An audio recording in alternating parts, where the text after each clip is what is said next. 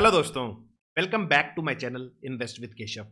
आज के इस वीडियो में हम डिस्कस करेंगे, आपने जगह जगह सुना होगा या देख रहे होगे आप, आजकल एड्स भी बहुत सारे आ रहे हैं।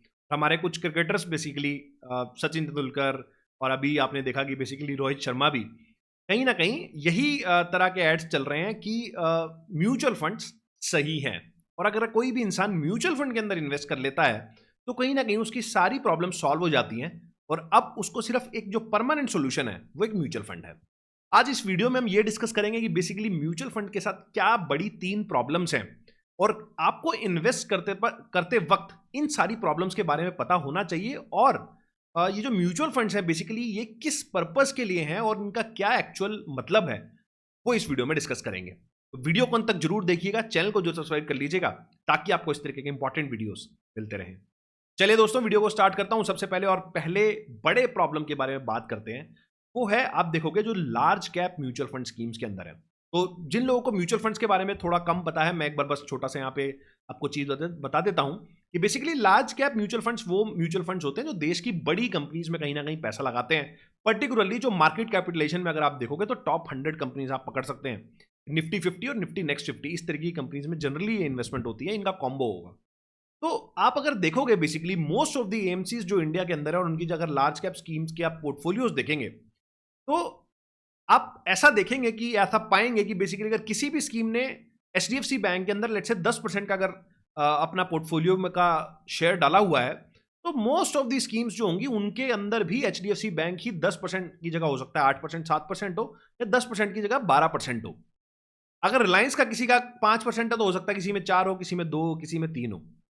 कोई भी फंड मैनेजर या कोई भी एएमसी के पास कोई बहुत ज्यादा रूम नहीं है वहां पर प्ले करने का या कुछ ऐसा एडवर्स करने का जो बाकी एएमसी नहीं कर रही, क्योंकि कोई भी एएमसी ये नहीं चाहती कि मैं कुछ ऐसा स्टॉक की वेटेज बढ़ा लूं या कोई भी ऐसे स्टॉक की वेटेज को कम रखूं जो परफॉर्म कर रहा है। क्योंकि लेट्स से अगर 2 एएमसी हैं, एक एक्सिस एएमसी है, एक आप इसको एग्जांपल के थ्रू मान लेते हैं, एक एएमसी है और एक बी एएमसी है, उनका लार्ज कैप का एक पोर्टफोलियो, एक का अगर डिफरेंट हो गए अगर स्टॉक्स उसके अंदर, तो एक हो सकता है कि आपको कभी ज्यादा परफॉर्मेंस दे दे और एक होता है आपको कभी कम परफॉर्मेंस दे दे। तो मार्केट का जितना भी एयूएम होगा, जो भी स्टॉक्स में जो इन्वेस्टर्स इन्वेस्ट करेंगे वो बेसिकली कहीं ना कहीं एएमसी की तरफ मूव कर जाएंगे बिकॉज उसका रिटर्न अच्छा आ जाएगा।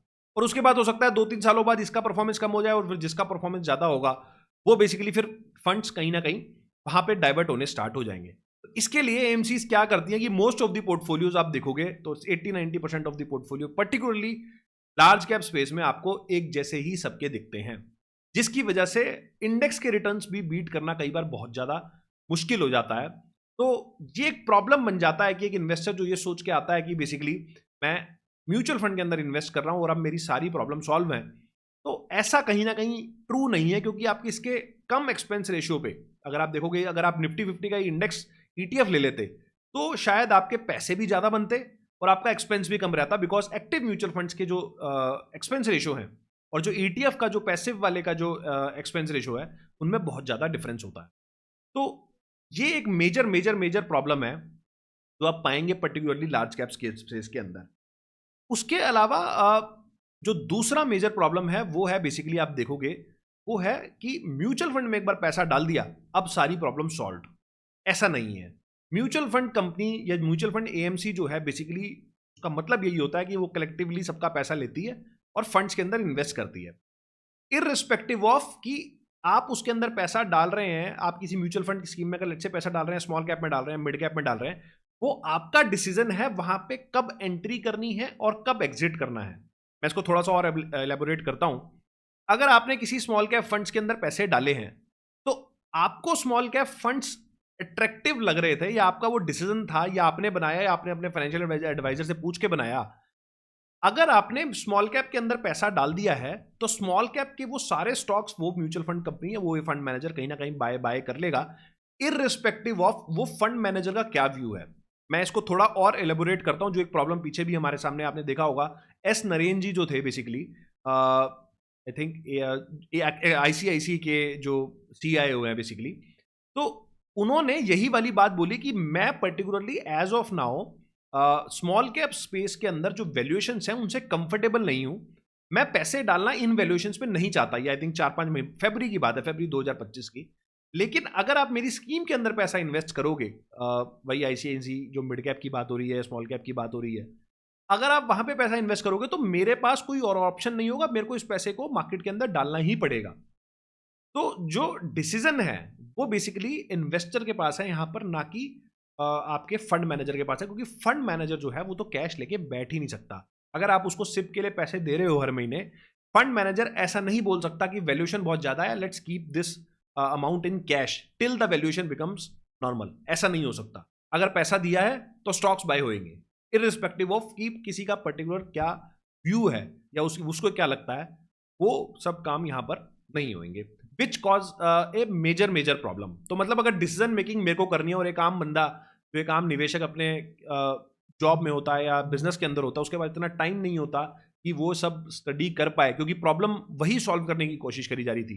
तो अब अगर उसको ही डिसीजन लेना है कि कौन सा म्यूचुअल फंड अच्छा है, कौन सा म्यूचुअल फंड नहीं है, या कब कहां से निकलना है, कब कहां पे एंटर होना है, तो प्रॉब्लम फिर वही की वही रह जाती है जो ओरिजिनली उसके पास ऑलरेडी एक प्रॉब्लम थी। अब तीसरा जो यहां पर एक थोड़ा सा, ये बहुत मेजर प्रॉब्लम तो नहीं बोलूंगा, लेकिन कभी कभार हमें बड़े इवेंट्स पे प्रॉब्लम देखने को मिलता है।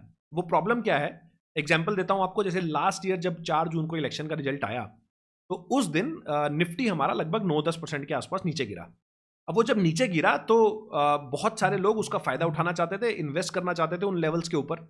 अब जब कोई उन लेवल के ऊपर अगर इन्वेस्ट करना चाहता है, तो उसने लेट्स से अगर म्यूचुअल फंड के थ्रू कोई भी अपना इन्वेस्टमेंट डाला, क्योंकि उसी दिन ही मार्केट 2-3% रिकवर हो गया, और नेक्स्ट डे भी जब मार्केट खुला तो 3-4% और ज्यादा रिकवर हो गया, मतलब पूरे फॉल का लगभग 60-70% उसी 1 या 2 दिन के अंदर पूरा रिकवर हो गया था। तो म्यूचुअल फंड में जब भी आपने पैसा डाला तो आपको डे एंड का कहीं ना कहीं एनएवी मिला, मतलब मार्केट जहां क्लोज हुआ उसका एनएवी मिला। तो मोस्ट ऑफ द लोगों का 4 जून का वो ऑर्डर एग्जीक्यूट ही नहीं हुआ। तो अब उसमें एएमसी ने भी डिफरेंट डिफरेंट लोगों को ब्लेम किया, उन्होंने बोला आरटीए और वो डिफरेंट, वो एक अलग मैटर है। बट वहां एक प्रॉब्लम क्रिएट हो जाता है, क्योंकि आपने साल में 12-15% ही कमाना है म्यूचुअल फंड का जो एवरेज रिटर्न है, और एक दिन में आपने लगभग 3 से 5% लूज कर दिया उस एक पर्टिकुलर डे में, जहां एक बहुत अच्छा मौका था। तो उस प्रॉब्लम को सॉल्व करने के लिए भी तीनों जो प्रॉब्लम्स हैं इनका मेजर अगर आप सॉल्यूशन देखेंगे तो वो ईटीएफ है। अगर आप ईटीएफ में इन्वेस्ट करते हो तो आप रियल टाइम में उस 9% या 10% के आसपास के फॉल पे ही कहीं ना कहीं इन्वेस्ट कर पाते हो, तो आप एक कैप्चरिंग जो है वो एक सही तरीके से कर सकते थे। तो ये तीनों प्रॉब्लम्स जो हैं वो एक ईटीएफ इन सब प्रॉब्लम्स का सॉल्यूशन है। आपका एक्सपेंस रेशियो लो रखता है, और लार्ज कैप के रिटर्न आने हैं तो लार्ज कैप के आपको रिटर्न देगा, निफ्टी 50 निफ्टी नेक्स्ट 50 के रिटर्न देगा। और इस तरीके का रियल टाइम जो इन्वेस्टमेंट है वो भी आप ईटीएफ में कर सकते हो, प्रोवाइडेड अभी इंडिया में ईटीएफ में लिक्विडिटी बहुत कम है। बट मेजर इंडेक्सेस है, जैसे निफ्टी है, निफ्टी नेक्स्ट 50 है, वहां पे एक सफिशिएंट लिक्विडिटी दिखाई देती है।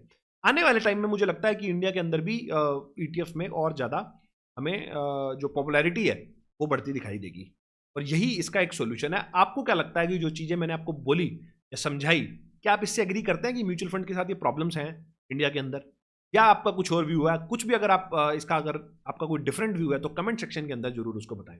वीडियो कैसा लगा, अगर आपको कुछ भी वैल्यूएबल लगा है तो आप उसको, चैनल को जरूर सब्सक्राइब करें, वीडियो को जरूर लाइक करें, ज़्यादा से ज़्यादा शेयर करें, ताकि इस तरीके के अपडेट्स बाकी लोगों को भी मिलते रहें। तो इस वीडियो को यहीं समाप्त करता हूँ, मिलता हूँ आपसे अगले वीडियो में इसी तरह के कुछ नए इंटरेस्टिंग टॉपिक के साथ। नमस्कार, जय हिंद।